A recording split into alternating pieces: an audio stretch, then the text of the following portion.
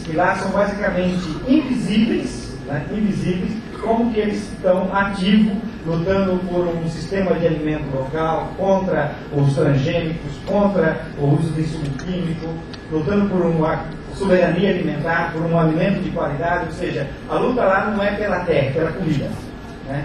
É um pouco diferente dessa que nós temos aqui.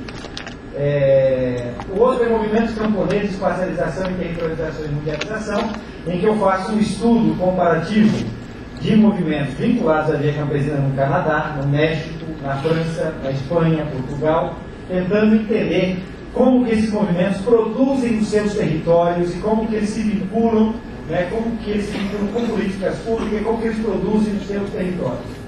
E o outro é Campesinato e Agronegócio da América Latina, que acabou em 2008, que é esse livro que eu falei para vocês. E outro é o estudo comparativo do movimento do campo em Cuba e Espanha, transitado pela cá, onde eu estou fazendo uma análise de como que ocorreu o movimento nos últimos 10 anos em Cuba, Espanha e Brasil. É a partir dessa realidade que eu vou apresentar aqui os ensaios teóricos que eu venho produzindo e que estão... O primeiro debate é uma tentativa que eu tentei fazer sobre a relação entre sujeito e espaço, né?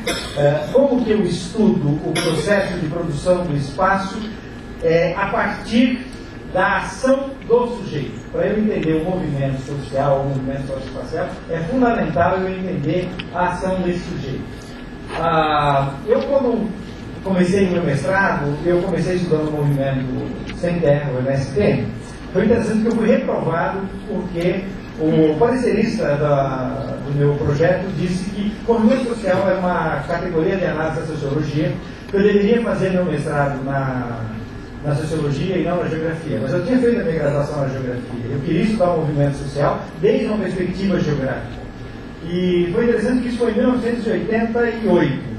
Em 2000 eu fui convidado para participar e publiquei esse artigo na revista Terra Livre, para participar do encontro da GB em Florianópolis, cujo tema era movimento social como categoria geográfica. Ou seja, em 12 anos o movimento social ele era visto como uma categoria estranha à geografia, né? E depois nós já estamos discutindo aqui o movimento social como categoria geográfica. Evidentemente que eu posso analisar o movimento social não pela sua forma e pela relação que ele produz, que isso os sociólogos fazem muito bem, mas pelo espaço e o território que ele produz. E aí, evidentemente, que eu tenho que ler os sociólogos, porque eu preciso entender a sua ação para entender o espaço e o território que ele produz. Depois, um outro artigo publicado pela revista Lutas Sociais da PUC de São Paulo, Movimento Socioterritorial e Globalização, com um colega geógrafo da Universidade de Bordeaux, professor Jânio Martin, onde a gente avançou um pouco mais nessa reflexão. E um artigo publicado na revista NERA, do grupo de estudos que eu coordeno, que fala Movimentos Socioterritoriais e Socioespaciais, uma contribuição teórica à leitura geográfica desses movimentos, né? Superando a visão sociológica. E entrando nos territórios do território, para entender como é que nós produzimos diferentes tipos de território a partir da ação desses movimentos sociais e como que esses territórios são disputados.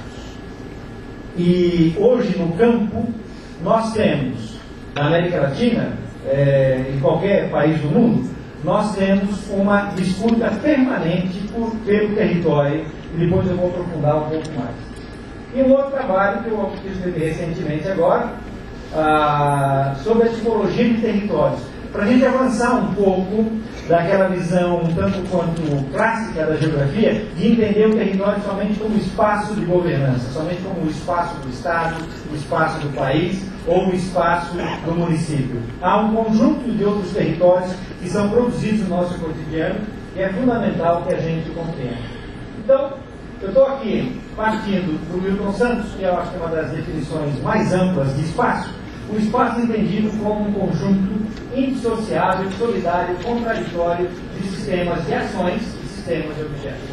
Nesse sentido, eu não posso separar a relação sujeito do espaço, o espaço que lá são basicamente invisíveis, né, invisíveis, como que eles estão ativos, lutando por um sistema de alimento local, contra os transgênicos, contra o uso de insumo químico, lutando por um soberania alimentar, por um alimento de qualidade, ou seja, a luta lá não é pela terra, é pela comida, né? É um pouco diferente dessa que nós temos aqui.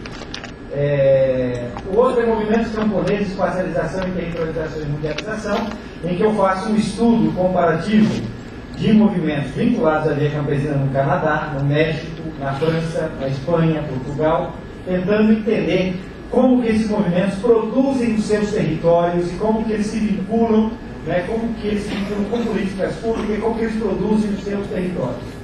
E o outro é Campesinato e Agronegócio da América Latina, que acabou em 2008, que é esse livro que eu falei para vocês. E outro é o estudo comparativo do movimento do campo em Cuba e Espanha, financiado pela CAF, onde eu estou fazendo uma análise de como que ocorreu o desenvolvimento nos últimos 10 anos em Cuba, Espanha e Brasil. É a partir dessa realidade que eu vou apresentar aqui os ensaios teóricos que a gente também produzindo e que estão... O primeiro debate é uma tentativa que eu tentei fazer sobre a relação entre sujeito e espaço, né? Como que eu estudo o processo de produção do espaço a partir da ação do sujeito. Para eu entender o movimento social, o movimento socioespacial, é fundamental eu entender a ação desse sujeito. Eu, quando comecei o meu mestrado, eu comecei estudando o movimento sem terra, o MST. Foi interessante que eu fui reprovado porque o parecerista do meu projeto disse que o movimento social era uma categoria de análise da sociologia, que eu deveria fazer meu mestrado na sociologia e não na geografia. Mas eu tinha feito a minha graduação na geografia. Eu queria estudar o movimento social desde uma perspectiva geográfica. E foi interessante que isso foi em 1988. Em 2000 eu fui convidado para participar, e publiquei esse artigo na revista Terra Livre, para participar do encontro da GB em Florianópolis, cujo tema era movimento social como categoria geográfica. Ou seja, em 12 anos o movimento social ele era visto como uma categoria estranha à geografia, né? E depois nós já estamos discutindo aqui o movimento social como categoria geográfica. Evidentemente que eu posso analisar o movimento social não pela sua forma e pela relação que ele produz, que é isso os sociólogos fazem muito bem, mas pelo espaço e o território que ele produz. E aí, evidentemente, que eu tenho que ler os sociólogos, porque eu preciso entender a sua ação para entender o espaço e o território que ele produz. Depois, um outro artigo publicado pela revista Lutas Sociais da PUC de São Paulo, Movimento Socio-Territorial e Globalização, com um colega geógrafo da Universidade de Bordeaux, professor Jânio Martin, onde a gente avançou um pouco mais nessa reflexão.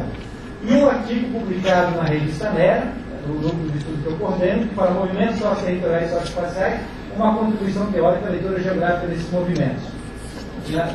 Superando a visão sociológica. E entrando nos territórios do território, para entender como é que nós produzimos diferentes tipos de território a partir da ação desses movimentos sociais e como que esses territórios são disputados. E hoje no campo nós temos, na América Latina, em qualquer país do mundo, nós temos uma disputa permanente pelo território, e depois eu vou aprofundar um pouco mais.